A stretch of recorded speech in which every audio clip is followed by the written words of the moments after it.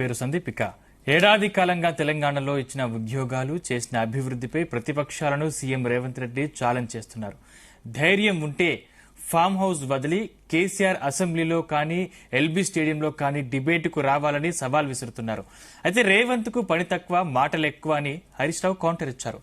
దేవుళ్లపై ఒట్టు పెట్టి మాట తప్పాడని అన్నారు. ఇక మరోవైపు మహిళల ముందే ఆడవారిని అబద్దాలతో రేవంత్ మోసం చేశాడని బీజేపీ నేతలు కౌంటర్ ఇచ్చారు. సీఎం చెప్తున్న దాంట్లో నిజమెంత? ఈ అంశంపై ఇవాళ డిబేట్ లో చర్చిద్దాం. డిబేట్ లో మనతో పాటు పాల్గొంటున్నారు కాంగ్రెస్ నుంచి మద్ది శ్రీనివాస్ గారు, అదేవిధంగా మనతో పాటు స్టూడియోలో బీఆర్ఎస్ నుంచి వెంకటేశ్వర్లు గారు ఉన్నారు. ముందుగా శ్రీనివాస్ గారు, మీ దగ్గర నుంచి స్టార్ట్ చేద్దాం. శ్రీనివాస్ గారు, నా వాయిస్ వినిపిస్తోందండి? వినిపిస్తుందండి. ఏంటి సార్ అంటే మొన్న హనుమకొండ, నిన్న వేములవాడ సభ, అంటే ఎక్కడికి వెళ్ళినా సీఎం కేసీఆర్ మాట లేకుండా అసలు ఎక్కడ కూడా సభ స్టార్ట్ చేయనటువంటి పరిస్థితి. ఏం జరుగుతుంది అసలు తెలంగాణలో? ఎందుకు మీకు పదే పదే కేసీఆర్ టార్గెట్ గా కనిపిస్తా ఉన్నారు? ఎందుకు ఆయన్ని టార్గెట్ చేస్తా ఉన్నారు? గుడ్ మార్నింగ్ అండి. జీ తెలుగు న్యూస్ ప్రజానికానికి, అదేవిధంగా అక్కడ ఉన్నటువంటి యాంకర్ గారికి, ప్యానల్ వారికి. ఇప్పుడు మీరు ప్రతి చోట గమనించండి, కేసీఆర్ గారి ఇంట్లో కూర్చొని డైరెక్షన్ అయింది. యాక్షన్ ఏమో కేటీఆర్ గారిది, హరీష్ రావు గారిది. ఇలా శివుడు ఆజ్ఞ లేనిది సీమైన కుట్టదు అన్నట్టుగా ఇవాళ కేసీఆర్ ఆజ్ఞలతోటి అదుపాజ్ఞలోని ఇవాళ మొత్తం ఇద్దరు కూడా బావబామ్మద్దరు కూడా పనిచేస్తున్నారు. ఎక్కడ కూడా మీరు ఇవాళ చూసినట్టయితే కాంగ్రెస్ పార్టీ ఎక్కడ దీర్ఘకాలంలో అధికారంలో ఉంటుందని చెప్పేసి ఇక కాంగ్రెస్ పార్టీకి మా యొక్క బీఆర్ఎస్ టెంట్ ని వీకేసుకొని పోవాలనేది వాళ్ళకి బాగా భయం పుచ్చుకుంది. సో దానిలో వాళ్ళు ఏం మాట్లాడుతున్నారో అర్థం కాకుండా మాట్లాడుతున్నారు. 10 సంవత్సరాల కాలంలో ఈ తెలంగాణ రాష్ట్రాన్ని 100 ఏళ్ల విధ్వంసాన్ని సృష్టించారు బీఆర్ఎస్ వాళ్ళు. ఇలా కుటుంబ పాలన కేర్ ఆఫ్ అడ్డాస్ గా బీఆర్ఎస్ మారింది. ఇవాళ విసికి వేసారిన ప్రజానికం ఇలా కాంగ్రెస్ పార్టీకి మాండేట్ ఇచ్చారు. కాంగ్రెస్ పార్టీ 10 నెలల కాలంలోనే 10 సంవత్సరాల కాలంలో వాళ్ళైతే ఏం చేశారో అంతకు మించి అలా చేసి చూపించింది. ఇలా ఒక్కొక్క అంశాన్ని మనం తీసుకున్నట్టయితే ఇవాళ రేవంత్ రెడ్డి గారు మొన్న చాలా స్పష్టంగా అక్కడ ఇందిరా మహిళా శక్తి విజయోత్సవ సభలో వరంగల్లో చాలా స్పష్టంగా చెప్పారు. ఇలా కాంగ్రెస్ పార్టీ మేము ఒక సవాల్ మేము విసురుతున్నాం, మీరు స్వీకరిస్తారా, సిద్ధంగా ఉన్నారా అని కేసీఆర్ గారికి బహిరంగ వేదిక నుంచి ఇచ్చారు. మరి ఇంతవరకు వాళ్ళ నుంచి సమాధానం లేదు. కేసీఆర్ గారికి అసెంబ్లీకి రావడానికి భయం ఎందుకు? ఆయన అంటే ఉంటేనేమో కూర్చుని ఉంటాడు, లేకపోతే ఇంట్లో ఉంటాడు. అంటే గత 10 సంవత్సరాల నుంచి అసలు తెలంగాణలో అభివృద్ధి జరగలేదంటారా? 10 సంవత్సరాలు అభివృద్ధి జరిగింది ఎవరిదంటే కేసీఆర్ ఫ్యామిలీ అభివృద్ధి జరిగింది. ఏ అభివృద్ధి జరిగింది చెప్పండి? ఇవాళ 7,14,000 కోట్ల రూపాయల తెలంగాణ రాష్ట్రాన్ని అప్పుల కుప్పగా మార్చారు. ఇవాళ మనం చూస్తున్నాం చాలా స్పష్టంగా. అభివృద్ధి ఏం అభివృద్ధి జరిగిందండి స్పష్టంగా చెప్పండి మీరు. ఎక్కడన్నా స్పష్టంగా ఏదన్నా చూడండి. విద్యాలయాలు కూడా విద్య గానీ వైద్యంలో కానీ ఇవాళ యూనివర్సిటీలో దాదాపు టీచింగ్ నాన్ టీచింగ్ కలిపి 3,000 పోస్టులు పడ్డాయి. ఆ 3,000 పోస్టులు గత 10 సంవత్సరాల్లో ఏనాడైనా టీఆర్ఎస్ ప్రభుత్వం భర్తీ చేసిందా? ఇవాళ యూనివర్సిటీ వ్యవస్థని విద్యను నిర్వీర్యం చేసింది. అక్కడ ప్రొఫెసర్ గారు కూడా ఉన్నారు, వినోద్ గారికి తెలుసు మొత్తం, గాలి వినోద్ కుమార్ గారు కూడా ఉన్నారు అన్నయ్య. అంటే విద్యా వ్యవస్థని ఎలా ఎంత భ్రష్టు పట్టింది ఉండేయాల, ఎంత ఇంపార్టెంట్ ఇవ్వాలా. విద్యాలయాలు కూడా మేము ఏం చేస్తున్నాం, ఇంటిగ్రేటెడ్ గురుకులాలను మేము స్టార్ట్ చేస్తున్నాం నియోజకవర్గానికి ఒకటి. గతంలో టీఆర్ఎస్ ఏం చేసిందండి, ఎస్సీలకు ఒకటి, ఎస్టీలకు ఒకటి, బీసీలకు ఒకటి అని కులాల వైరుగా ఆయన మళ్ళీ రాగానే కులాల కురుక్షేత్రాన్ని పెట్టారు, కులాల కుంపడి పెట్టారు. పిల్లల్ని ఆ ఏజ్ లో ఉన్నటువంటి పిల్లల్ని నేను మొన్న స్పష్టంగా అంటున్నారు నాకు వరంగల్ వెళ్ళినప్పుడు మీటింగ్ కి, ఇది ఎంతవరకు కరెక్ట్ అండి అన్నారు. కాంగ్రెస్ పార్టీ అట్లాంటిది ఉండొద్దు, చదువుకునే పిల్లల్లో విష బీజాలు నాటొద్దు కులాలు మతాలని. కాబట్టి ఇంటిగ్రేటెడ్ రెసిడెన్షియల్ స్కూల్ కాంప్లెక్స్ ప్రతి ఒక్క నియోజకవర్గం ఒకటి కాంగ్రెస్ పార్టీ పెడుతుంది. ఇది క్లియర్. ఇవాళ అట్లాంటిది ఎక్కడ ఉందా అంటే పిల్లల కాంతి మొదలు పెడితే రాజకీయాలు చేస్తున్నారు కేసీఆర్. మహిళలకు ఏమి ఇచ్చారని అంతా మోసమే కదా చేసింది. ఇవాళ భారతదేశంలో చూడండి, ఇవాళ మహిళలకు ఉచిత బస్సు ప్రయాణం వల్ల చాలా ఆత్మస్థైర్యంతో ఉన్నారు. నేను ఎందుకంటే గ్రౌండ్ లో ఇందా పీపుల్ నుండి గ్రౌండ్ లో నుంచి నేను చెప్తున్నాను, ఎందుకంటే వాళ్ళ మాటలు చెప్తాను. ఇవాళ ఉచిత బస్సు ప్రయాణాలు ఎంతమంది చేస్తున్నారు చూడండి. ఇవాళ 10 పరకు ఎవరిని పడితే వాళ్ళు అడగకుండా వాళ్ళు ఇవాళ ఆత్మస్థైర్యంగా ఆత్మధైర్యంతో ముందుకు పోతున్నారు. ఇవాళ నేను ఒక లాయర్ని కోర్టుకు రావాలన్నా కూడా వాళ్ళు ఈజీగా రాగలుగుతున్నారు. గతంలో ఏదైనా ఉన్నా గానీ ఒక 10 పరకు కూడా ఒకరి మీద ఆధారపడవలసి వచ్చేది. ఇవాళ అదేవిధంగా గ్యాస్ సిలిండర్ చూడండి, 500 రూపాయలకే గ్యాస్ సిలిండర్ ఇస్తున్నారు. గతంలో ఎంత మీరు ఒక్కసారి చూడండి, గతంలో 1,200 రూపాయలంటే నెట్టి ఇరిగిపోయేది ఒక్కొక్కరు కూడా. ఇవాళ ఏంటంటే చిన్న సన్నకారు రైతులు, చిన్న సన్నకారు ఉన్నారు, పూరెస్ట్ ఆఫ్ ది పూర్ ఉన్నారు. వాళ్ళందరూ దృష్టిలో పెట్టుకుని ఈ ప్రపంచంలో ఈ దేశంలో ముఖ్యంగా ఒక కాంగ్రెస్ పార్టీ మాత్రమే పేదవాళ్ళని దృష్టిలో పెట్టుకుని స్కీములు ఉంటాయి తప్ప వాళ్ళకు ఉపయోగపడే స్కీములు ఉండవు. రాజకీయ లబ్ధి కోసం ఈనాడు కాంగ్రెస్ పార్టీ స్కీములు పెట్టలేదు. అట్ ద సేమ్ టైం సంక్షేమంతో పాటు అభివృద్ధిని కూడా ముందుకు తీసుకెళ్తుంది కాంగ్రెస్ పార్టీ. రైట్ వెంకటేశ్వర, నేను మీతో మీ దగ్గరకు వస్తాను. మీ దగ్గర ఖచ్చితంగా ముందు ఒకసారి మనతో పాటు ప్రొఫెసర్ గాలి వినోద్ కుమార్ గారు జాయిన్ అయ్యారు. వినోద్ కుమార్ గారు నమస్కారం అండి. నమస్తే సార్. ఏంటి అసలు తెలంగాణలో సవాళ్లు తిట్ల పర్వ నడుస్తుంది, అసలు ఏం జరుగుతుంది తెలంగాణలో? ఎలా చూస్తారు నిన్న సీఎం కామెంట్స్ అండ్ బీఆర్ఎస్ వాళ్ళ రియాక్షన్స్? అంటే నేను దాన్ని పొలిటికల్ డ్రామాగానే చూస్తానండి. ఎందుకంటే ఇప్పుడు ఎవరు చేసినా స్టాటిస్టిక్స్ ఇంపార్టెంట్, డాటా ఆధారంగానే మాత్రమే మాట్లాడాలి. ఇవాళ డాటా తీసుకుంటే గత ప్రభుత్వం కంటే కూడా కొంత ఈ ప్రభుత్వం ఇంకొక ముందడుగు వేసినట్టుగా మనకు కనబడుతుంది. ఇది ఉద్యోగాల కల్పన విషయంలో కావచ్చు, అట్లాగే చెరువుల ఆక్రమణ ఇట్లాంటి వాటిల్లో కావచ్చు, కొంచెం మూసి విషయంలో కూడా అంటే మంచి అంటే పనులు అంటే గత చేయడానికి ప్రభుత్వంలో నోటిఫికేషన్ విడుదల చేసినవే ఇప్పుడు ఈ ప్రభుత్వాలు ఉద్యోగాలు ఇస్తున్నారని చెప్తున్నారు కదా. అదే గత ప్రభుత్వంలో నోటిఫికేషన్లు ఇచ్చారు. బట్ అదేంటంటే నియామక పత్రాలు చేయలేదు కదా వాళ్ళకి. నోటిఫికేషన్ ఇచ్చినంత మాత్రాన నియామకం చేపడకపోతే ఏం లాభం? దాంట్లో అక్రమాలు జరిగిపోయాయి కదా. ఆ అక్రమాలను సరిచేసి నియామకాలు ఇవ్వడం అనేది సమర్థత కదా. సో కాబట్టి ఈ రకంగా సమర్థవంతంగా ఉద్యోగాలు ఇవ్వడానికి స్వాగతిస్తున్నా. మరొక వైపు జీవో 29 తీసుకురావచ్చి బీసీఎస్సీ ఎస్టీలకు అన్యాయం చేయడానికి మాత్రం వ్యతిరేకిస్తున్నా నేను. ఎందుకంటున్నానంటే ఈ మాట, ఈ తెలంగాణ తెచ్చిందే 93% ఉన్న బీసీఎస్సీ ఎస్టీలు. ఈ తెలంగాణలో త్యాగం చేసిందే వాళ్ళు, గజ్జ కట్టిందే వాళ్ళు, పాట పాడిందే వాళ్ళు. కనీసం రాజ్యం రెడ్లకు వచ్చినా, రాజ్యం వెలమలకు వచ్చినా, ఆధిపత్య కులాలకు వచ్చినా కూడా కనీసం ఉద్యోగాలన్న ఈ వర్గాలకు రావాలి కదా. ఉద్యోగాలు రాకుండా జీవో 29 తీసుకొచ్చి రేవంత్ రెడ్డి గారు ఓపెన్ కేటగిరీ 32% మళ్ళీ ఓసీలకే వచ్చే విధంగా కుట్ర పన్ని ఇవాళ ఆ రకమైన జీవో తీసుకురావడానికి మాత్రం పూర్తిగా వ్యతిరేకిస్తున్నా నేను. ఎందుకంటే ఇవాళ మీరు చూసుకోండి, గ్రూప్ 1 గానీ, గ్రూప్ 2 గానీ, గ్రూప్ 3 గానీ, డిఎస్సి గానీ ఇవాళ 86 మార్క్స్ వచ్చిన ఎస్సీ ఎస్టీల కంటే కూడా 66 మార్క్స్ వచ్చిన బ్రాహ్మణులకు, ఓసీలకు ఉద్యోగ అవకాశాలు వస్తున్నాయి. ఇది ఒక రిజర్వేషన్లే కింది కులాలకు పెడితే, కింది కులాల కోసమే కదా రిజర్వేషన్లు పెట్టింది. సామాజిక ఆర్థిక వెనుకబాటు ఆధారంగానే కదా రిజర్వేషన్లు, విద్యాపరంగా వెనుకబాటు ఆధారంగానే వచ్చింది కదా. ఆర్థిక ప్రాతిపదికన అయితే రాలేదు కానీ విద్యాపరంగా ఆ సామాజిక వెనుకబాటు ఆధారంగా వచ్చినాయి, కుల అపేక్షత ఆధారంగా వచ్చినాయి రిజర్వేషన్లు. మరి అట్లాంటి పరిస్థితులలో ఇవాళ అట్లాంటి అంశాలను పక్కన పెట్టి ఈడబ్ల్యూఎస్ ఆర్థిక ప్రాతిపదికన రిజర్వేషన్లు తీసుకొచ్చి దాన్ని అమలు చేస్తుంది రేవంత్ రెడ్డి ప్రభుత్వం. స్టాలిన్ ఓమో మొత్తం మేము అమలు చేయమని చెప్పేసి ఆయన అక్కడ బడుగు బలహీన వర్గాలకు న్యాయం చేస్తే, రేవంత్ రెడ్డి ప్రభుత్వం ఏం చేస్తుంది? ఈడబ్ల్యూఎస్ రిజర్వేషన్లను అమలు చేస్తూ ఒకవైపు బీజేపీకి వ్యతిరేకంగా మేము కొట్లాడుతున్నామని చెప్తున్నారు రేవంత్ రెడ్డి. బీజేపీ తీసుకొచ్చిన ఈడబ్ల్యూఎస్ రిజర్వేషన్లను యథాతథంగా ఎట్లా అమలు చేస్తాడు? దాని మీద ఒక కమిషన్ వేసి పేదలు, అగ్రవర్ణాల పేదలు ఎంతమంది ఉన్నారో లెక్క తెలిసి ఆ లెక్క ప్రకారంగా ఇస్తే తప్పు లేదు. ఒకవేళ 2% ఉన్నా 2%, 3% ఉన్నా 3% వాళ్ళకు అగ్రవర్ణ పేదలు కనుక ఈడబ్ల్యూఎస్ ను 3% ఇచ్చేస్తే అన్యాయం, నష్టం ఏం లేదు. అగ్రవర్ణ పేదలకు చాలా లాభం జరుగుతుంది. కానీ 10% వినోద్ గారు, కానీ కేసీఆర్ గారు అసెంబ్లీకి రాకపోవడంపై పదే పదే చర్చ నడుస్తోంది. అసలు రేవంత్ రెడ్డి గారు పదే పదే దీన్ని ప్రస్తావిస్తూ వస్తున్నారు. అసలు దీని వెనక నిజంగా అసలు వ్యూహం ఏంటంటే, ఒక నాయకుడిని ఎన్నుకునేది ఎందుకండి? ప్రజలు ఎన్నుకునేది ఎందుకు? అసెంబ్లీ రావడానికి కదా. అసెంబ్లీ ఒక చర్చా వేదిక కదా. అసెంబ్లీ పెట్టేందుకు డబ్బులు వృధా లేకపోతే, ప్రతిపక్ష నాయకుడు లేకపోతే సమగ్రమైన చర్చ జరగదు కదా. సో కేవలం ప్రతిపక్ష నాయకుడు ఉండాల్సిన అవసరం ఉంది. కేసీఆర్ గారు ఎన్ని పనులున్నా అసెంబ్లీకి రావాలి. కేటీఆర్ ప్రతిపక్ష నాయకుడు కాదు. ప్రతిపక్షము, అధికార పక్షము, ప్రతిపక్షం ప్రజాస్వామ్యాన్ని పరిరక్షిస్తాయి. వాళ్ళు అధికార పక్షం సవాలు చేసినప్పుడు ప్రతిపక్షం రావాల్సిన బాధ్యత ఉంది. అక్కడ ఖచ్చితంగా రావాల్సిందే. అది ఆ ప్రతిపక్షం యొక్క బాధ్యత. అంతేగాని నేను ఇంట్లో కూర్చుంటా అంటే ఇంట్లో కూర్చొని చేయడానికి అసెంబ్లీ ఆన్లైన్ లో లేదు, ఆఫ్లైన్ లో ఉంది. అసెంబ్లీ ఆన్లైన్ లో నడిస్తే ఇంట్లో కూర్చొని కూడా మాట్లాడొచ్చు. బట్ అసెంబ్లీ ఆఫ్లైన్ లో ఉంది కదా. ఇప్పుడు కోర్టులలో ఆన్లైన్ సిస్టమ్ వచ్చింది, అసెంబ్లీలో కూడా ఆన్లైన్ సిస్టమ్ వచ్చినప్పుడు కేసీఆర్ గారు ఎడ కూర్చున్నా ఆడికెళ్ళి అటెండ్ కావచ్చు. కానీ ఇవాళ ఆఫ్లైన్ సిస్టమ్ లో అసెంబ్లీ నడుస్తున్నప్పుడు ఖచ్చితంగా రావాలి. ప్రజల యొక్క డబ్బుతో నడుస్తుంది అసెంబ్లీ, ప్రజలు కడుతున్న పన్నులతో నడుస్తుంది అసెంబ్లీ. రోజుకు కనీసం అంటే కొన్ని వందల కోట్ల రూపాయల ఖర్చు అసెంబ్లీ పేరు మీద. కాబట్టి అవన్నీ ఆ ఖర్చంతా ప్రజల ఖర్చు పెట్టినప్పుడు ప్రజల యొక్క సమస్యలు పరిష్కరించడంలో అధికార పార్టీ ఎంతైతే ఉందో ప్రతిపక్ష పార్టీ అంతకంటే ఎక్కువ ఉండే పాత్ర, ఎక్కువ అవకాశం ఉంది. కాబట్టి ప్రతిపక్ష నాయకుడు 100కు 200% రావాల్సిందే, అసెంబ్లీకి చర్చ పెట్టాల్సిందే, ప్రజా సమస్యల పట్ల చర్చ పెట్టాల్సిందే. అది ప్రజాస్వామ్య పరిరక్షణ కోసం చెప్తున్నాను నేను. ఒక్క అధికార పక్ష నాయకులు అక్కడ కూర్చుంటే ఇష్టారాజ్యంగా వాళ్ళ నిర్ణయాలు తీసుకునే ఆస్కారం ఉంది. ప్రతిపక్ష నాయకుడు వచ్చి ఖచ్చితంగా నిలదీయాల్సిన బాధ్యత ఇవాళ కేసీఆర్ గారి మీద ఉంది, రావాల్సిన అవసరం ఉంది. ప్రజలు కోరుకుంటున్నారు కేసీఆర్ గారి పంచ్ డైలాగులను. కేసీఆర్ గారు ఏదైతే ఆయన చేసే పంచ్ డైలాగులు అధికార పక్షంలో ఉన్నప్పుడు వేసినట్టుగానే ప్రతిపక్ష పార్టీలో ఉన్నప్పుడు వేయండి, తప్పులే. జగన్మోహన్ రెడ్డి తక్కువ సీట్లైనా 11 సీట్లకైనా వచ్చి కూర్చుంటాడు కదా. వాళ్ళు ఎన్ని అవమానాలు పరిచిన వచ్చి కూర్చుంటాడు ఏపీలో. మీరు ఎందుకు రారు? మీకు మా తక్కువ సీట్లు 39 సీట్లు వచ్చాయి. తక్కువ సీట్లు ఏం కాదు కదా, అది ప్రజలు చాలా మ్యాండేట్ ఇచ్చారు థర్డ్ టైం కూడా. మరి అట్లున్నప్పుడు మీకేం మీరు ఎందుకు రారు? 100% రావాల్సిందే, ప్రజల పక్షాన కొట్లాడాల్సిందే.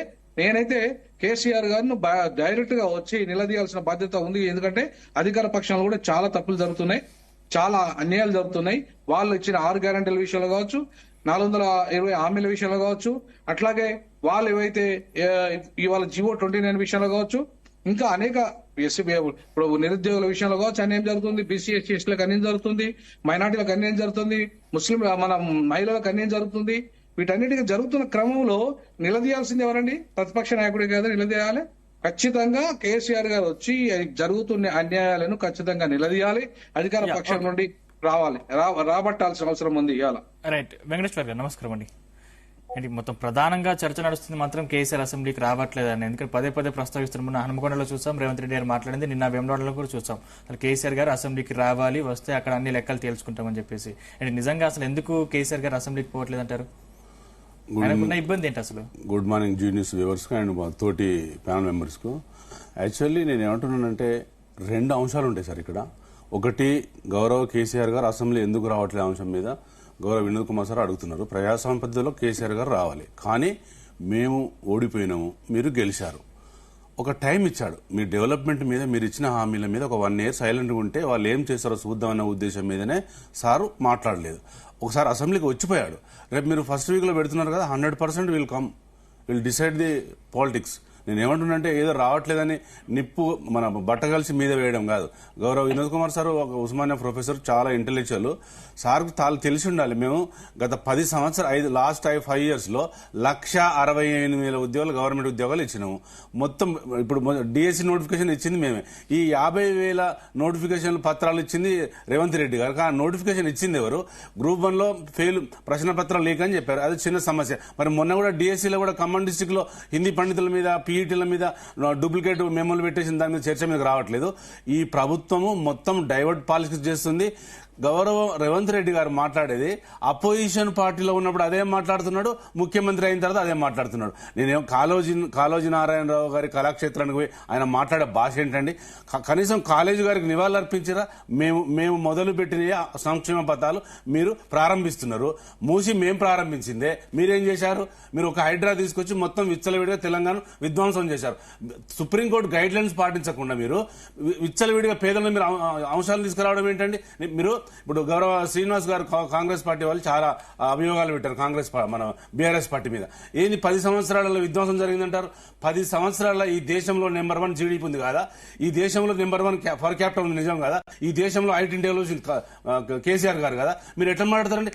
మేము 10 సంవత్సరాలు చేసిన డెవలప్మెంట్ మీరు 10 నెలలనే విధ్వంసం చేశారు. ఏంటండి కులగణన ఎన్ని రోజులు చేస్తారండి? ఎక్కడ కులగణన మొత్తం ఎవరైనా మీకు సహకరిస్తున్నారా?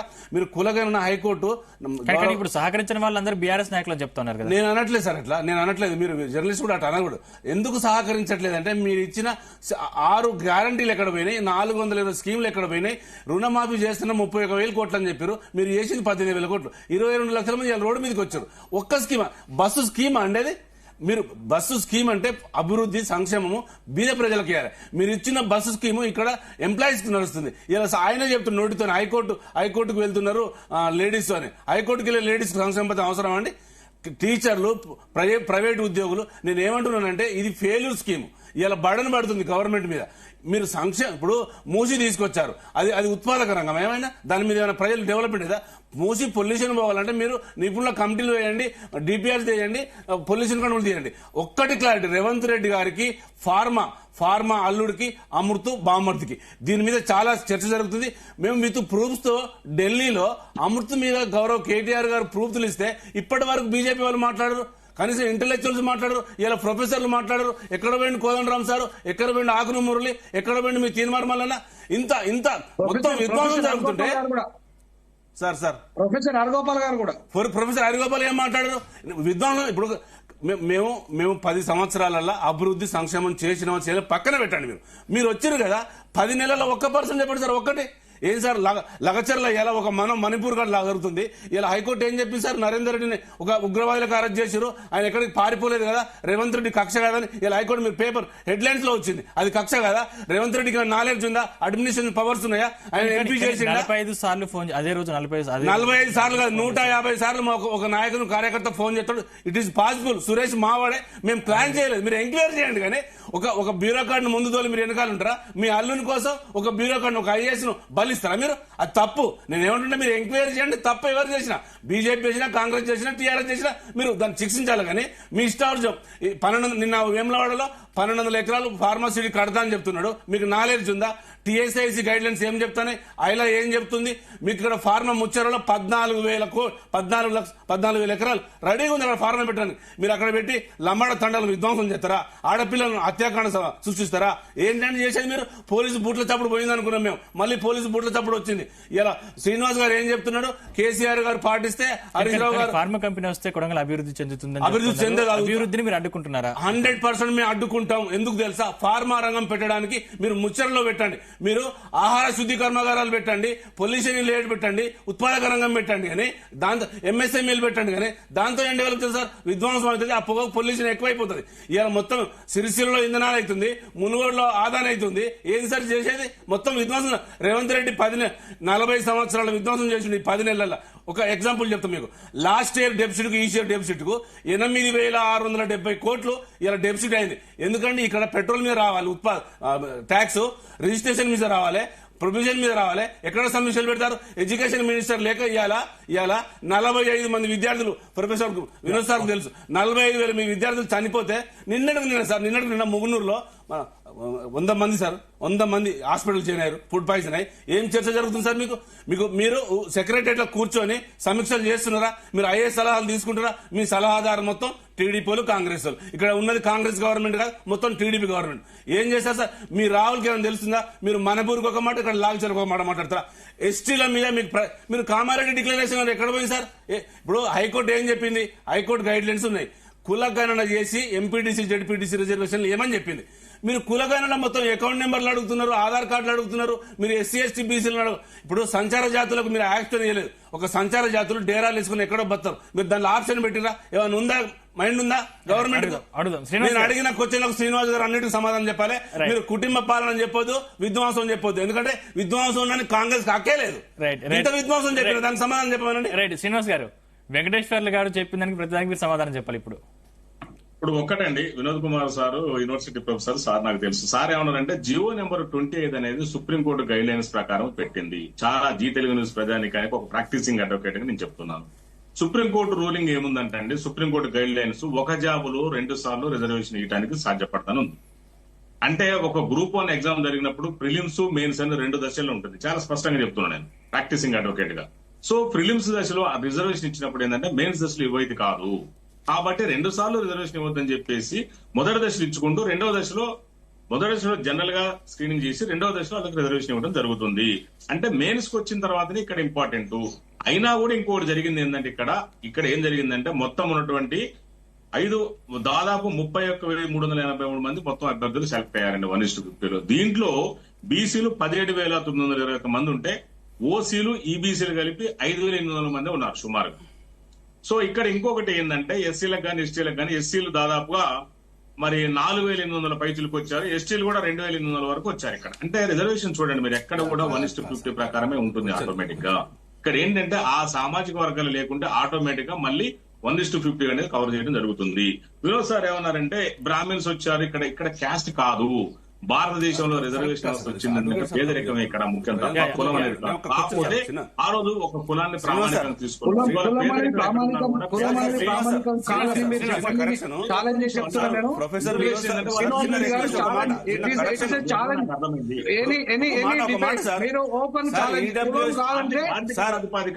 ఆర్థిక ప్రాతిపాదికన, ఎందుకంటే పేదరికానికి కారణం ఏంటంటే ఆర్థిక అసమానతలే. ఆర్థిక అసమానతలు ఒక మాట సార్ కరెక్షన్. నేనేమంటున్నానంటే 55 జీవోలో గౌరవ్ వినోద్ సార్ చెప్పిందంటే చాలా క్లారిటీ ఇచ్చాడు. ఆన్సర్ సార్ తప్పు చెప్తున్నాడు. సుప్రీంకోర్టు గైడ్ లైన్స్ లో లాస్ట్ గవర్నమెంట్ 55 జీవో తీసుకొచ్చింది. సుప్రీంకోర్టు గైడ్ లైన్స్ ని ఇంప్లిమెంట్ చేశాం. ఇంకొకటి ఆ గైడ్ లైన్స్ పక్కన పెట్టి 29 జీవో తీసుకురావడం వల్ల ఆంతర్యం ఏమిటి? 53% ఉన్నటువంటి బీసీలకు 10%, 7% 10% ఉన్న ఓసీలకు 10%. శ్రీనివాస్ రెడ్డి గారు డైరెక్ట్ ప్రశ్న ఒకటి మిమ్మల్ని అడుగుతున్నా.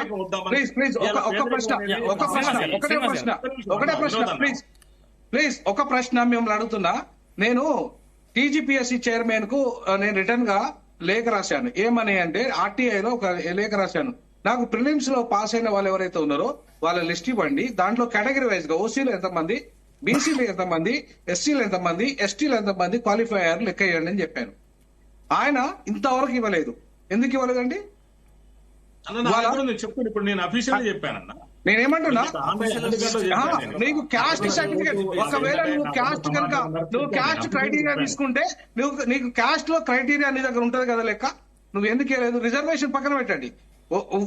నేను అడిగింది ఓన్లీ ఓసీలు, బీసీలు, ఎస్సీలు, ఎస్టీలు, మైనార్టీలు ఎంతమంది క్వాలిఫై అయినరు నాకు లెక్క ఇవ్వండి. మీరు 1:50 ప్రకారం తీసుకున్నారు కదా, మీరు అంతే కదా, 1:50 ప్రకారంగా క్వాలిఫై చేశారు కదా, నాకు లెక్క ఇవ్వండి, అఫీషియల్ గా ఇవ్వండి అని చెప్పాను. మీరు ఇప్పుడు నిన్నగాక మొన్న దాన్ని పెట్టారు. బట్ నేను అడిగింది ఎగ్జామ్ అయిన తెల్లారి రిటర్న్ గా నేను రాసి పంపాను. మీరు రిజల్ట్ లోపు మీరు ఇవ్వండి అని చెప్పాను. ఎందుకు ఇవ్వలేకపోయారు? కనీసం వెబ్సైట్ లో పెట్టమని చెప్పాను. ఎందుకు వెబ్సైట్ లో పెట్టలేకపోయారు?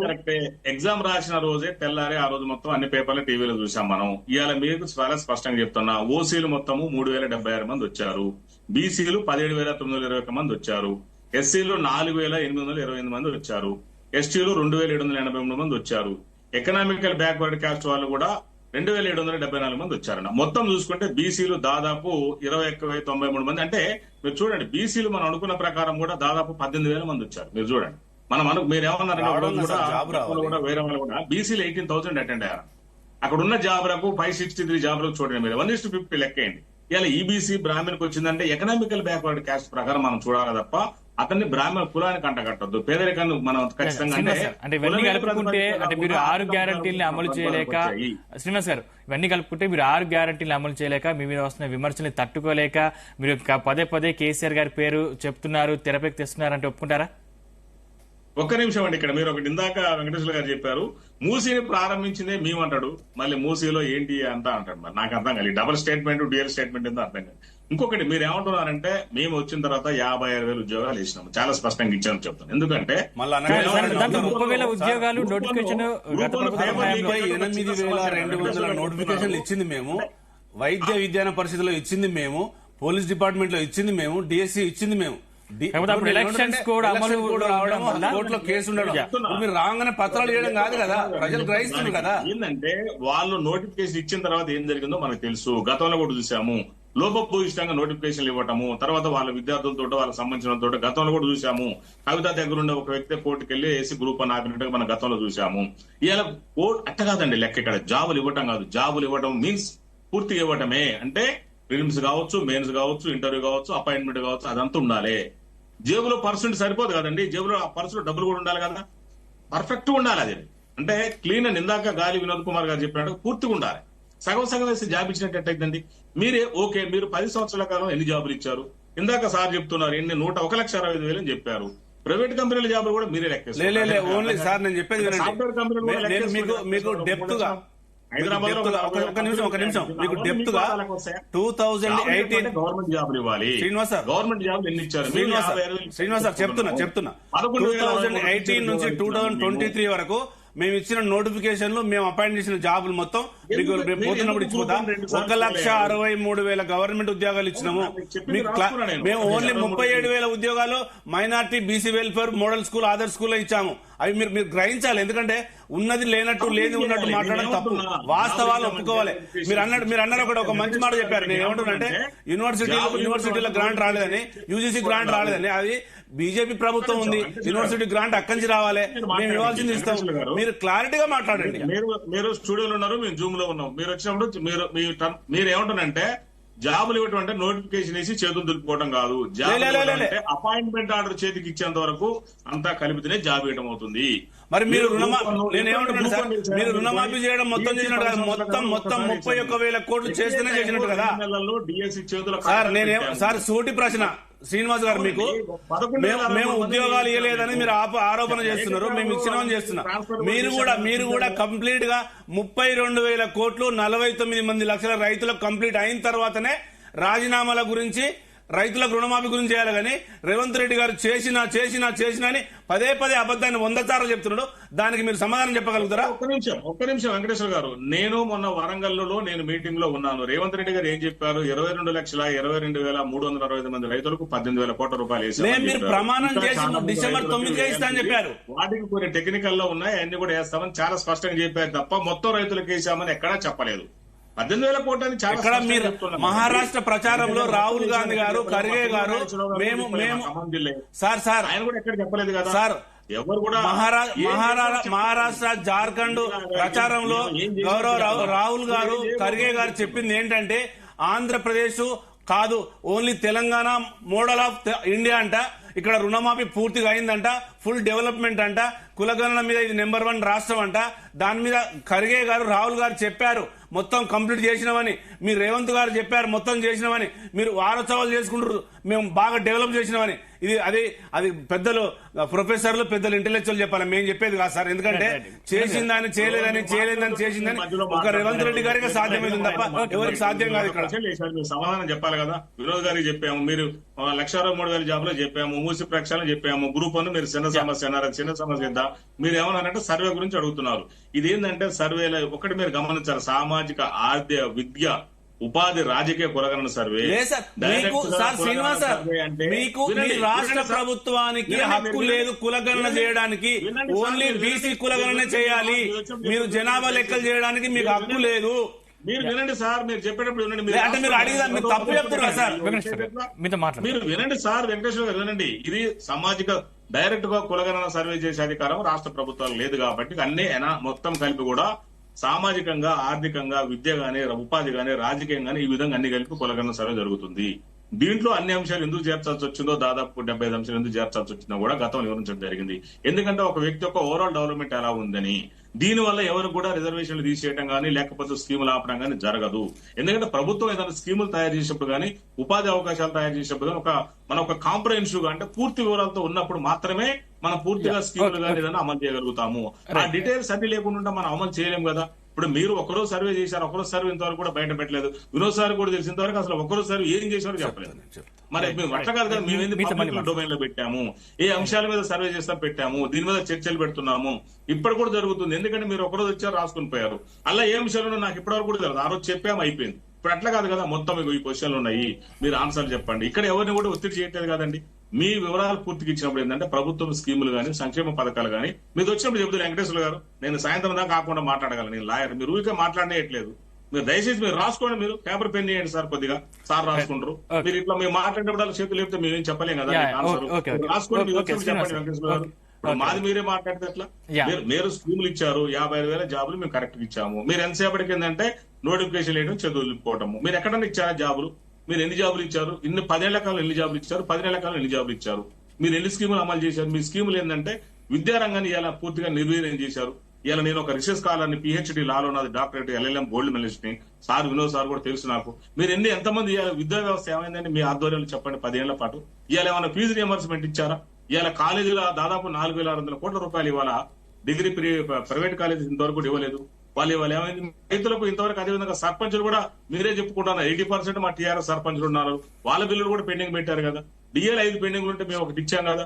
ఏం చేశారండి 10 ఏళ్ల పాటు? అంతా ఎక్కడికక్కడ సంవత్సరాన్ని అప్పులు కుప్ప చేశారు తప్ప ఎక్కడ కూడా క్లారిటీ చేయలేదు. కుటుంబాలు బాగుపడ్డాయి, టీఆర్ఎస్ నాయకులు జేబులు నిండినే తప్ప, కేసీఆర్ ఫ్యామిలీ జేబులు నిండినే తప్ప ఇలా ప్రజలు అలాగే ఉండిపోయారు. ఇక్కడ ఎక్కడ వేసిన గొప్పలు అక్కడే ఉండిపోయింది. ఇవాళ ఆర్థిక జీడీపీ అని అవి కాదండి, ప్రజలకు కావాల్సింది జీడీపీ. అంటే నేను ఒక స్టూడెంట్ కూడా జీడీపీలో ఎవరికి అవసరం అండి?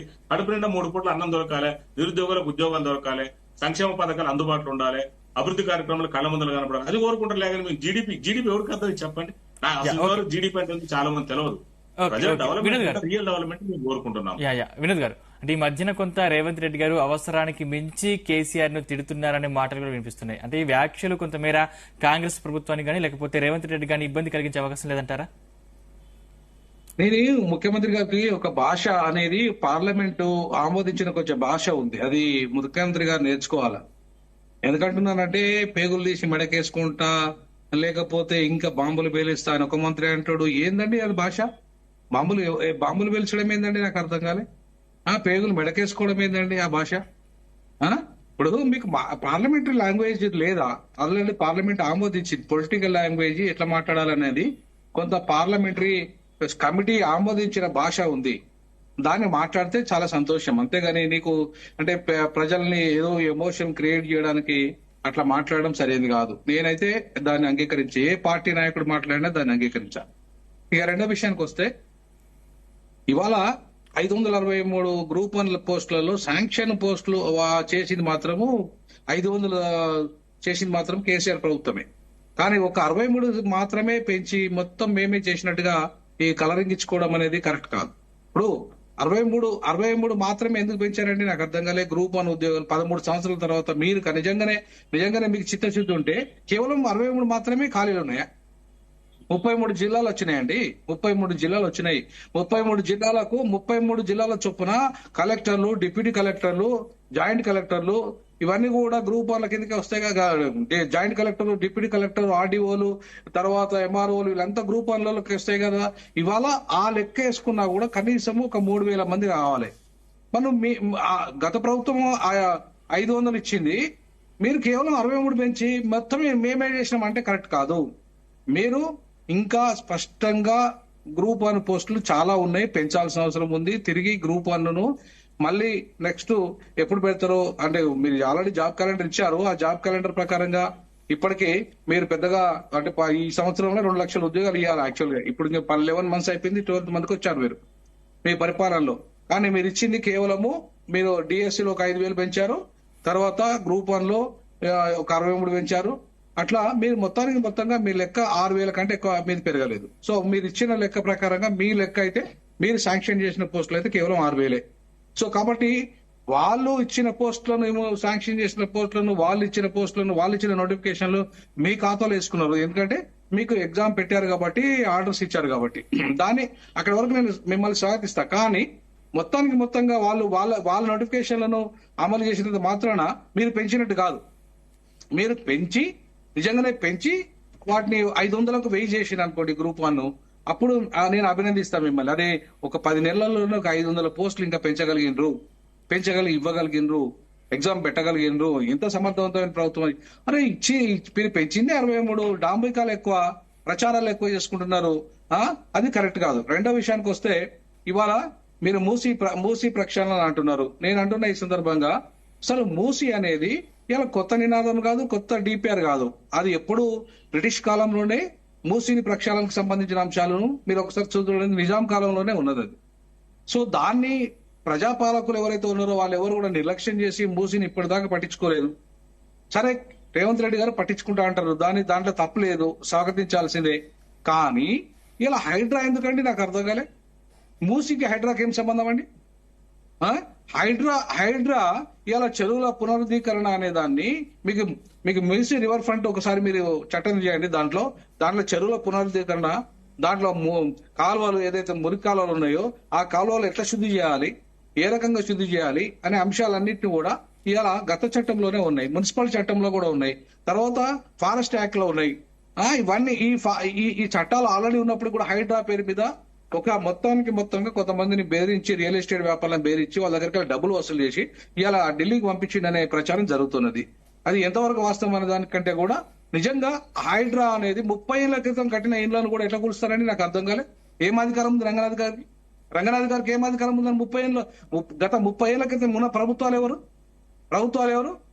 అలా చంద్రబాబు నేరస్తుడే, అలా రాజశేఖర రెడ్డి నేరస్తుడే, అందులో కేసీఆర్. ఈ 3 ప్రభుత్వాలను టార్గెట్ చేయాల్సింది పోయి మీరు ఒక్క కేసీఆర్ మొత్తం తప్పులు చేసినంటే ఎట్లానండి? మీకు ఆ చిత్తశుద్ధి ఉన్నట్ట?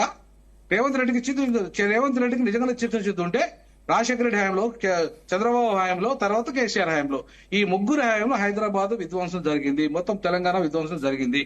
ఇవాళ హైటెక్ సిటీ పేరు మీద మోసం జరిగింది, భూములన్నీ కబ్జా జరిగినాయి.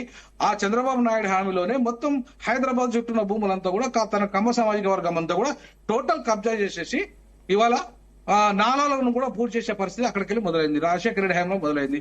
తర్వాత కేసీఆర్ దాన్ని కొనసాగించాడు. నువ్వు నిజంగా నీకు చిత్తశుద్ధి ఉంటే ముగ్గురు మీద చేయి. ముగ్గురి పరిపాలన మీద ఇంతవరకు విధ్వంసం జరిగింది. పర్యావరణ విధ్వంసం గాని, భూముల విధ్వంసం గాని, చెరువుల విధ్వంసం గాని, కబ్జాలు గాని చేసిందంతా ఈ ముగ్గురి హయాంలో జరిగింది. ఒక్క కేసీఆర్ హయాంలో జరగలేదు. మరి ఆయన గురువు చంద్రబాబు నాయుడు గురించి ఎందుకు ఒక్క మాట మాట్లాడతలేడు? రాజశేఖర రెడ్డి గురించి ఎందుకు మాట్లాడతలేడు ఆయన? అంటే నీకు చిత్తశుద్ధి ఉంటే ఇవన్నీ చేసినప్పుడు మేము నమ్ముతాం తెలంగాణలో నిజంగానే రేవంత్ రెడ్డి గొప్ప పని చేస్తాడని. అంతేగాని కేవలము కేసీఆర్ ను మాత్రమే టార్గెట్ చేయడము, ప్రతిపక్ష నాయకుని మాత్రమే బ్లేమ్ చేయడము, లేదు అంటే దోపిడీ అంతా ఆయన హామీలో జరిగినట్టుగా, విధ్వంసం అంతా ఆయన. అసలు తెలంగాణ ఇవాళ విధ్వంసం కావడానికి మీ 55 ఏళ్ల మీ కాంగ్రెస్ ప్రభుత్వం, మీ కాంగ్రెస్ విధానాలు తెలంగాణ ఇవాళ మొత్తం వెనుకబడడానికి, విధ్వంసం కావడానికి, తెలంగాణ అస్తిత్వ పోరాటం రావడానికి కారణం మీరు.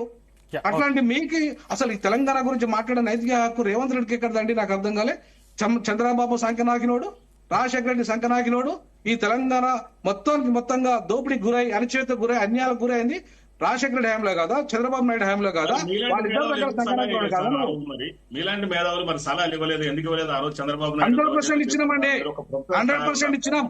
200% ఇచ్చినాం. 200% ఇచ్చినాం. చంద్రబాబు నాయుడు గారు అంటున్నారు, సరే కేసీఆర్ గారు అంటున్నారు, రాజశేఖర రెడ్డి గారు, మీరు ఆ రోజు ఇంకా యాక్టివ్ యంగులు ఉన్నారు, చాలా జోష్ నేను చూశాను. మరి అప్పుడు మీరు ఎందుకు ఇదే వేదికల మీద అనలేకపోయారు? ఎందుకంటే ఎవరన్నా చెప్పండి. కేసీఆర్ గారి మీద 10 ఏళ్లు పోరాటం చేసినాం. కేసీఆర్ గారి మీద 10 ఏళ్లు, చంద్రబాబు నాయుడు నియంతృత్వ విధానాల మీద, తెలంగాణ వ్యతిరేక విధానాల మీద మేము మొత్తం చంద్రబాబు నాయుడు హయాంలో తెలంగాణ ఉద్యమంలో చాలా సీరియస్ గా పనిచేసినాం. కేసీఆర్ గారి హయాంలో సామాజిక తెలంగాణ ఈ అంశాలన్నింటినీ మాట్లాడడం. మేము మాలాంటి వాళ్ళు మాట్లాడకపోతే ఇంత కూడా చైతన్యం లేదండి. నాకు అర్థం కాలేదు. ఇప్పుడు మేము కూడా ఇవాళ రేవంత్ రెడ్డి విధానాల మీద కూడా మాట్లాడుతున్నామండి. ఖచ్చితంగా మాట్లాడతాం. మేము తెచ్చినాం తెలంగాణ తెచ్చిన దాంట్లో మేము పాత్ర, ఉస్మానియా యూనివర్సిటీ పాత్ర కీలకం. రేవంత్ రెడ్డిది కాదు కీలకమైన పాత్ర, మాది పాత్ర కీలకం. అర్థమైంది? కోదండరామిరెడ్డి ఒక్కందే కాదు, కేసీఆర్ ఒక్కందే కాదు. మా ప్రజలు 93% మా ఎస్సీ ఎస్టీ బీసీ మైనార్టీ ప్రజల పాత్ర ఉంది. మాకు అన్యాయం జరుగుతుంది. మీరేం చేశారు?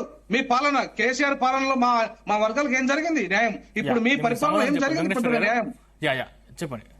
ఇప్పుడు నేను ఏమంటానంటే రేవంత్ రెడ్డి గారు ప్రతిసారి ఈ 11 నెలలు జరిగేది ఏంటంటే ఓన్లీ టార్గెట్ చేస్తున్న బీఆర్ఎస్ పార్టీని, ఆయన బీజేపీని టార్గెట్ చేయట్లేదు.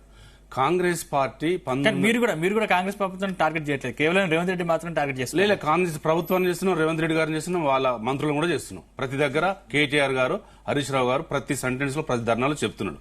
మేము ఏమడుగుతున్నామంటే తెలంగాణకు రేవంత్ రెడ్డికి అసలు సంబంధాలు లేవు.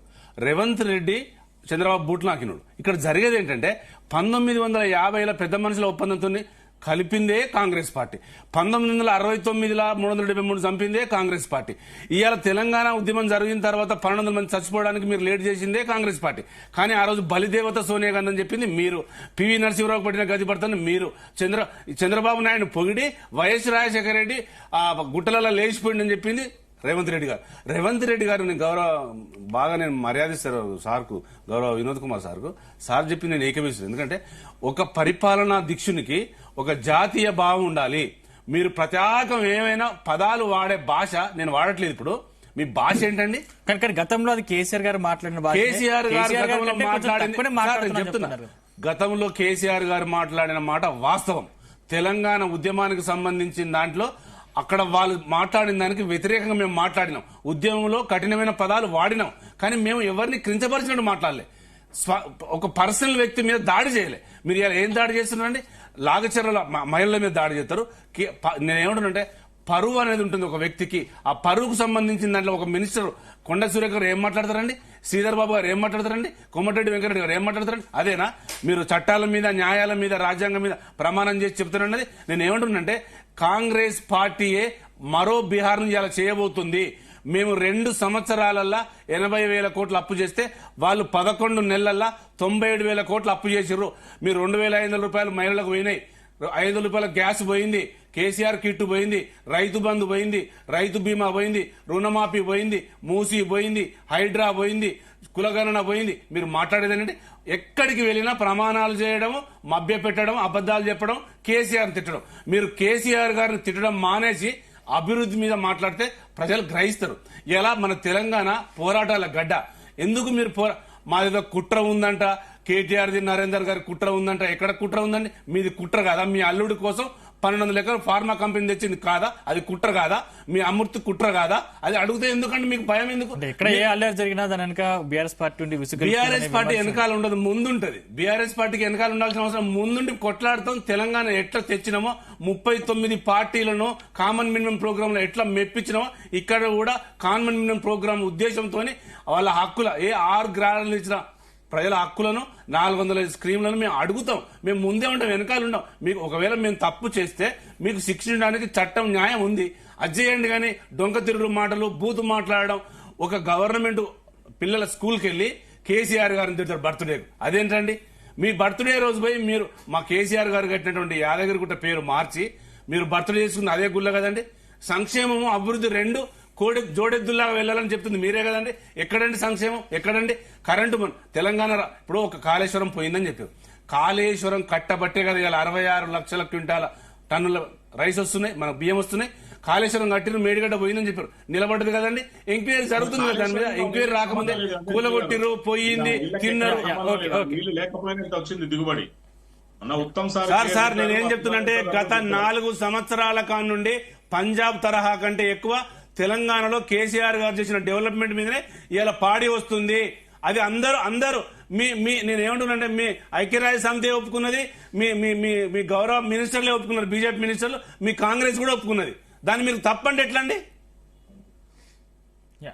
శ్రీనివాస్ గారు, ఇప్పుడు సార్ ఏమంటున్నారంటే తెలంగాణ ఉద్యమం చేసిన దానికి ఇప్పుడు వినోద్ సార్ కూడా తెలుసు. తెలంగాణ ఉద్యమం చేసినప్పుడు మీరు ఒక్కలే చేయలేదు, టీఆర్ఎస్ వాళ్ళు ఒక్కలే చేయలేదు. తెలంగాణ ప్రధానికం, యావత్ తెలంగాణ ప్రధానికం సబ్బండ వర్గాలు చేసింది. ఇలా ఒక కేసీఆర్ గారు చేసింది కాదు. కానీ వాళ్ళ కేసీఆర్ గారు తెలంగాణ వచ్చిన తర్వాత 10 సంవత్సరాలు దర్జాగా దొరలాగా అనుభవించే అధికారాన్ని ఇవాళ ప్రతిపక్షానికి వచ్చే వరకు ముఖం సాటేశాను. నువ్వు వెంకటేశ్వర గారు వినండి, మీరు అయ్యో మీరు ఎంత అంత ఆవేశపడుతున్నారు ఎందుకు సార్? నాకు అర్థం కావట్లేదు. ఆవేశం ఏం లేదు, తప్పు చెప్తే ఆవేశపడితే ఎట్లా సార్? మీరు అట్లా ఒక మాట మీరు ఇప్పుడు 1/2 గంట మాట్లాడారు, కొద్ది గొప్ప మీరు వినాలి, కొద్దిగా దయచేసి వినే ఓపిక కూడా ఉంటారు. అదే నేను చెప్పేది, ఇక్కడ ప్రతిపక్షాలు కూర్చుని ఓపిక లేదంటే మీరు కనీసం ఆగి ఓపిక లేట్లేదు. ప్రతిపక్షాలు మీరు ఉంటేనేమో కేటీఆర్ గారు ఏమంటాడంటే నేను జైలుకు పోతా అన్నాడు, ఉంటేనేమో కుర్చీ ముందు ఉంటారట, లేకపోతే జైలు ఉంటారట వాళ్ళు. అంటే వాళ్ళ ఆలోచన విధానం చూడండి. అంటే అధికారం లేదు, ఉండాలి. మీరు జైలుకి పంపే విధంగా టార్గెట్ చేశారు కదా, మీ టార్గెట్ కూడా జైలుకి పంపడమే కదా. ఒక్క నిమిషం వెంకటేశ్వర గారు, మీరు మాట్లాడొద్దు ఇంకోసారి. అసలు ఎప్పుడు మిమ్మల్ని మాట్లాడి నేనైతే గ్యారెంటీ చెప్తా, మీరు అసలు మాట్లాడొద్దంటే మీరు ఊరికే మాట్లాడుతున్నారు. సార్ మనం రోజు మాట్లాడటం ఒక రోజు కాదుగా, 3 ఏళ్ల సంది మీరు రాసుకోండి దయచేసి, మీకు అవకాశం ఇస్తారు కదా, నేను రాసుకుంటున్నా కదా సార్. మీరు తెలంగాణ ఉద్యమం కేసీఆర్ పేటెంట్ రైటో ట్రేడ్ మార్కో కాదు. తెలంగాణ ఉద్యమం గత 100 సంవత్సరాలుగా తెలంగాణ వెనకబడతాం. అది ఇవాళ ప్రజల్లో మొత్తం యావత్ జాతిలోని వచ్చిన ఉద్యమం అది. దాన్ని మీరు చక్కగా క్లెయిమ్ చేసుకున్నారు, మేము ఏమనట్లేదు. 2 టర్ములు 10 సంవత్సరాలు పాలించారు, అయిపోయింది. ఇవాళ మీరు ఆ రోజు సోనియా గాంధీ గారి దగ్గరికి కేసీఆర్ తన ఫ్యామిలీని మొత్తం అక్కడికి తీసుకెళ్లలేదా? మీరు అది మర్చిపోతున్నారు. అయ్యాల ఊహించని విధంగా మీకు సీట్లు వచ్చే లోపల అప్పుడు మీరు సొంతంగా ప్రభుత్వాన్ని ఏర్పాటు చేసి తెలంగాణ యావత్ ప్రజానికని తెలుసు, ఫ్యామిలీని మొత్తం తీసుకెళ్లారండి. గ్రూప్ ఫోటో అన్ని సోషల్ మీడియాలో వచ్చింది, ఇప్పటికి కూడా అందరి దగ్గర ఉంది కదా. దానికి చంద్రబాబు నాయుడు గారు అక్కడ డైరెక్షన్ కి ఇక్కడ రేవంత్ రెడ్డికి ఎలాంటి సంబంధం లేదు. రేవంత్ రెడ్డి గారు ఇక్కడ కాంగ్రెస్ పార్టీ ఏదైతే హైకమాండ్ ఆదేశాల మేరకు ఇక్కడ మంత్రివర్గ నిర్ణయాలు తీసుకుని ప్రజల యొక్క సమస్యలు ఏదైతే ఉన్నో దానికి అనుగుణంగా ఇక్కడ పాలించడం జరుగుతుంది. ఎవరి పరిపాలన వాళ్ళది, ఎవరి ప్రభుత్వాలు వాళ్ళే. ఆ రోజు అల్లున్నప్పుడు వాళ్ళు మాట్లాడుకోవచ్చు. ఇవాళ మీరు అట్టంటే మరి కేసీఆర్ గారు నుంచి వచ్చారండి, కాంగ్రెస్ పార్టీ నుంచి రాలేదా?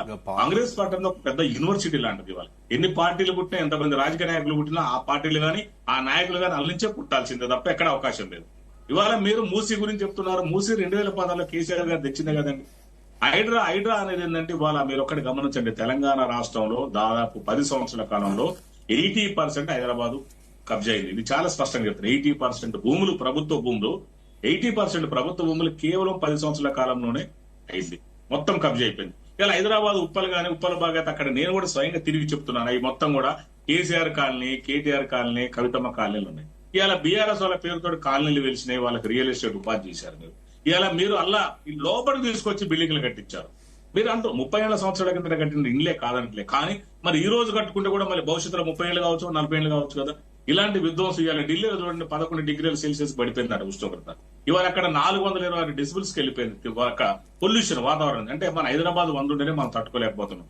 మరి అక్కడ 420 అంటే 11 డిగ్రీల ఉష్ణోగ్రత మీరు అంటే భవిష్యత్తులో ఇది హైదరాబాద్ నగరాన్ని 4th సిటీ చేయాలి. హైదరాబాద్ మనం పోటీ పడేది కూడా ప్రపంచంతో రేవంత్ రెడ్డి గారు చాలా స్పష్టంగా చెప్తారు. ఎందుకంటే మనకు అంత సోర్సెస్ ఉంది ఇవాళ ప్రపంచంలో. ఇలా రామోజీ ఫిల్మ్ సిటీ కావచ్చు, ఏదైనా కావచ్చు, వాస్తవం చెప్పాలంటే ఇవాళ ఇలా మొత్తము పెద్ద పెద్ద సినిమాలు, కంప్యూటర్ సాఫ్ట్వేర్ కావచ్చు, ఆర్టిఫిషియల్ ఇంటెలిజెన్స్ కావచ్చు, ఇలా దాదాపు 40,000 సాఫ్ట్వేర్ ఐటీ హబ్ గా బయోటెక్నాలజీ కూడా ఇవాళ బాగా డెవలప్ అయిపోయింది.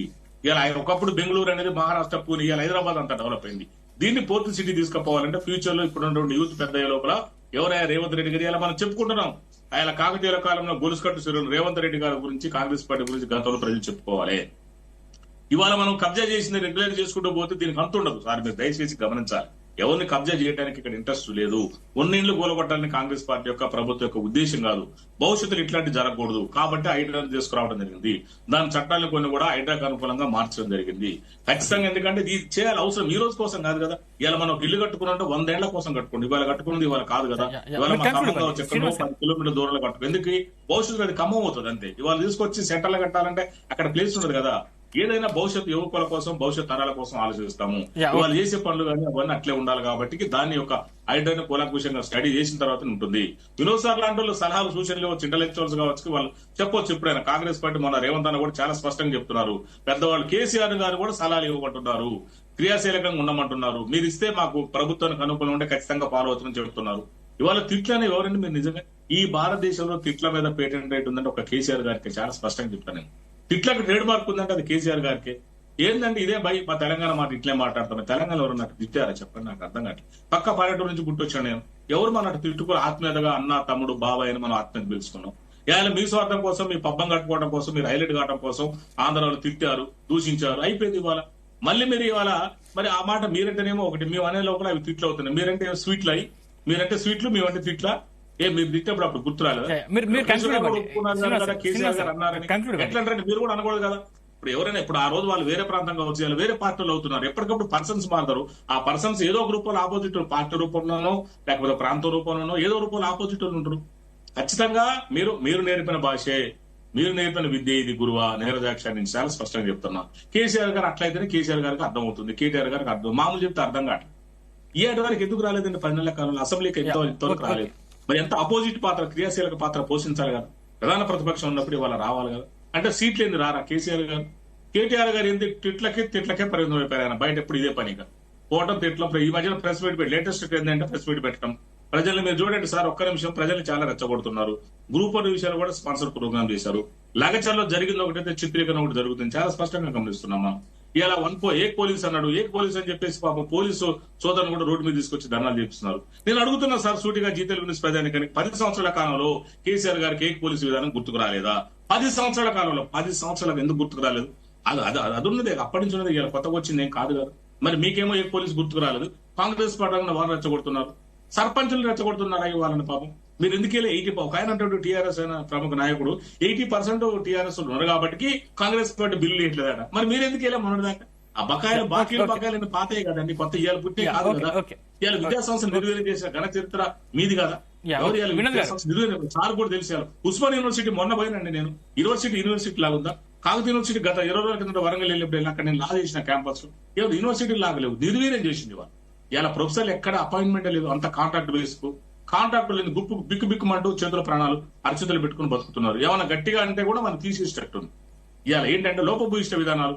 మనం చూడండి, జీవో 16 ఇష్యూ చేసిండు కాంట్రాక్ట్ బేస్ గా. దాని నిబంధనల ప్రకారం పాటించకుండానే ఆయన ఓకే చేసిన చట్టాన్ని సవరించండు. 1994 చట్టం దాన్ని సవరించండు. అవన్నీ లోపభూయిష్టంగా. నేను ఇందాక అదే చెప్తున్నాను వెంకటేశ్వర గారికి, మీరు చేస్తున్నారు తాళం వేస్తుంది గొల్లెం మరుస్తుంది అనే టైప్ లో చేస్తున్నారు. మీరు కరెక్ట్ చేయాలి, ఒక చట్టాన్ని కరెక్ట్ అమలు చేయాలి. అమలు చేసే క్రమంలో మీరు కరెక్ట్ లేదు. నోటిఫికేషన్ చేస్తున్నారు, నోటిఫికేషన్ అపాయింట్మెంట్ పరిస్థితి అపాయింట్మెంట్ పరిస్థితి మాది అట్లా కాదు. నోటిఫికేషన్ చేసినట్టు ఖచ్చితంగా అపాయింట్మెంట్ చేసి తీరుతాం. రెడ్డి గారు జాబ్ క్యాలెండర్ ఖచ్చితంగా అది గ్రూప్ 1 గానీ గ్రూప్ 2 గానీ అన్ని జాబులు ఖచ్చితంగా పడతాయి. ఎవరు బీఆర్ఎస్ వాళ్ళు వచ్చినా బీజేపీలు వచ్చినా ఆగదు. డెవలప్మెంట్ అని ఆపడం అనేది ఎవరి తరం కాదని కూడా చాలా స్పష్టంగా చెప్తాను. వినోద్ గారు మీరు కన్క్లూడ్ ఎవరా?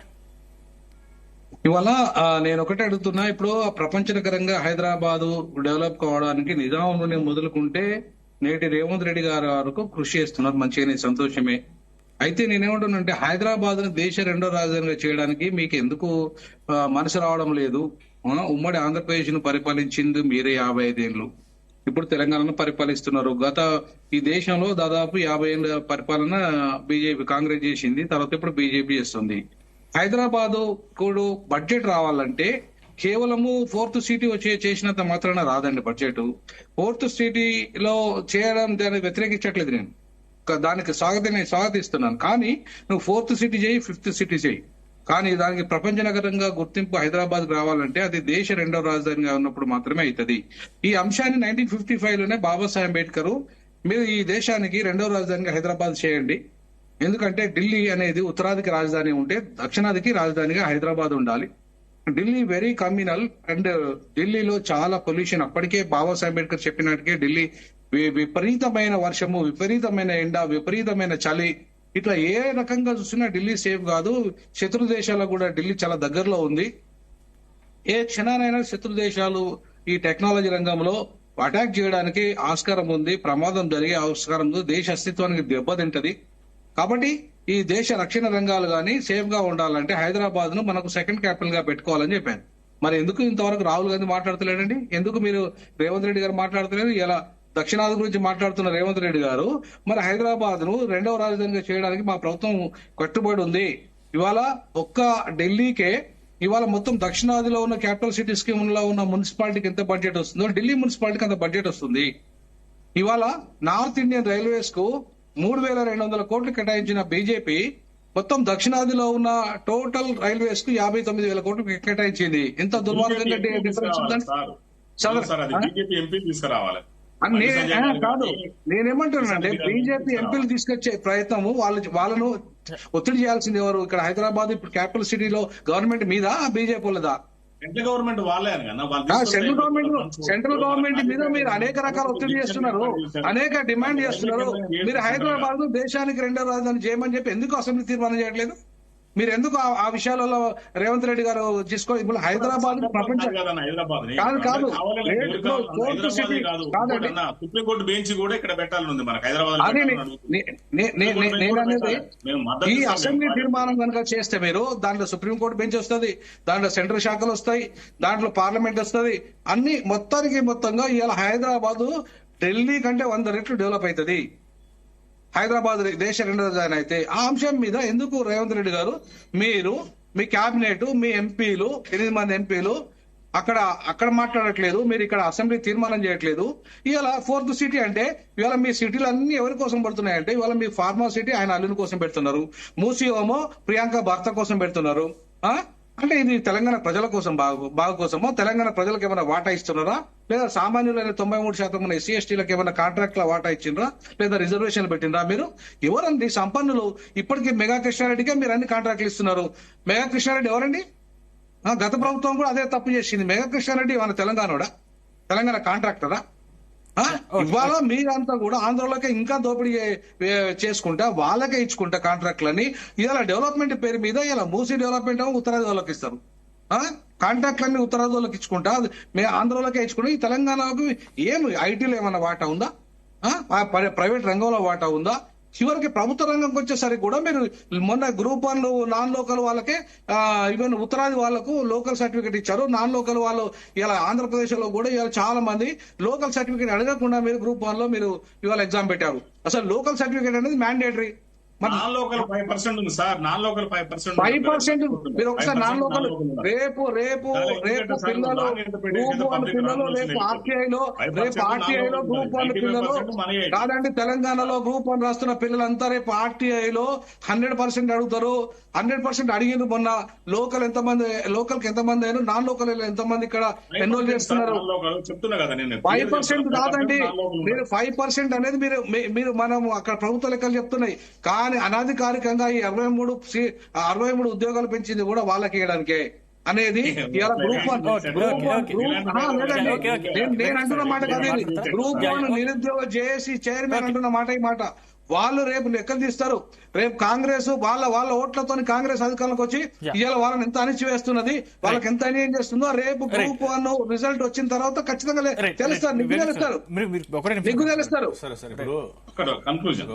నిరుద్యోగులు. శ్రీనివాస్ సార్ ఏమన్నాడంటే సోనియా గాంధీని ఆ రోజు కలిసిండంటాడు, తెలంగాణ తేవడం కోసం మేము ఆర్ఏసీ నుంచి ఆర్ఎస్ఎస్ వరకు కలుస్తామని చెప్పాము, సోనియా గారిని కలిసాం, దాంట్లో ఏం కౌంటర్ ఏం లేదు. ఇవాళ మొత్తం 10 సంవత్సరాల హైడ్రాకు సంబంధించిన చెరువులు సర్వనాశనం అని చెప్తున్నారు. ఇవాళ 33,552 చెరువులకు ఫినిషింగ్ చేసి హెచ్ఎండిఏ పరిధిలో ఫినిషింగ్ చేసింది కేసీఆర్ గవర్నమెంట్. 45,000 నుంచి 60,000 చెరువుల వరకు మిషన్ కాకతీయ పేరు మీద 26,000 కోట్లు ఖర్చు చేసి పునాదులు వేసింది కేసీఆర్ గవర్నమెంట్. ఆ మిషన్ కాకతీయ లేకుంటే ఇవాళ అంత పడే రాదు. మిషన్ భగీరథ యొక్క ఉద్దేశం మీరు చెప్పలేదు. ఫ్లోరోసిస్ మీద మేము ఎంత కొట్లాడని చెప్పలేదు. మూసీ మీద మేము ఎన్ని ఎస్టీపీలు కట్టింది చెప్పలేదు. మొదలుపెట్టింది డెవలప్మెంట్ చేసింది మేము. మీరు ప్రారంభోత్సవాలే చేస్తుందా గవర్నమెంట్? నేను ఏమంటున్నానంటే మీకు ఒక ప్రణాళిక ఉండాలి కదా. మీరు కాగ నివేదికను చూడకుండా, ఎఫ్ఆర్ఎం నివేదికలు చూడకుండా అప్పులు చేసిరు వాళ్ళ కుటుంబం సంపాదించుకుందంటే, కుటుంబం సంపాదించుకుందా, అప్పులు చేసిందా, కాంగ్రెస్ ముంచుతుందా అనేది ఇలా వినోద్ కుమార్ సార్ క్లారిటీగా ఇచ్చారు. ఏంటంటే మీ మూసి ఎవరి పేరు మీద పోతుంది, మీ ఫార్మా ఎవరి పేరు మీద పోతుంది, మీ అమృత్ స్కీమ్ ఎవరి మీద పోతుంది. నేను చివరిగా బీఆర్ఎస్ పార్టీ స్టాండ్ ఒకటే కోరిక ఏంటంటే, మీరు సంక్షేమం ఒక వైపా, నాశనం వైపు అంటే కూలగొడతారా, నిలబెడతారా? ఈ ప్రజలు మిమ్మల్ని గెలిపించినప్పుడు ప్రజాస్వామ్య హక్కులను కాపాడండి, పౌర హక్కులను కాపాడండి. లాగచర్లకు సమస్య మీరు పులి స్టాప్ పెట్టండి. బెషారత్గా లాగచర్ల బాధితులకు మీరు క్షమాపణ చెప్పండి. హైడ్రా బాధితులకు, మూసి బాధితులకు క్షమాపణ చెప్పండి. మీరు ప్రణాళికబద్ధంగా వెళ్లాలనేది BRS party demand. Right. Thank you Venkateswara గారు, థ్యాంక్ యూ అండి, థ్యాంక్ యూ వినోద్ గారు, థ్యాంక్ యూ శ్రీనివాస్ గారు, థ్యాంక్ యూ అండి. చర్చలో మాతో పాటు పాల్గొన్నందుకు ధన్యవాదాలు.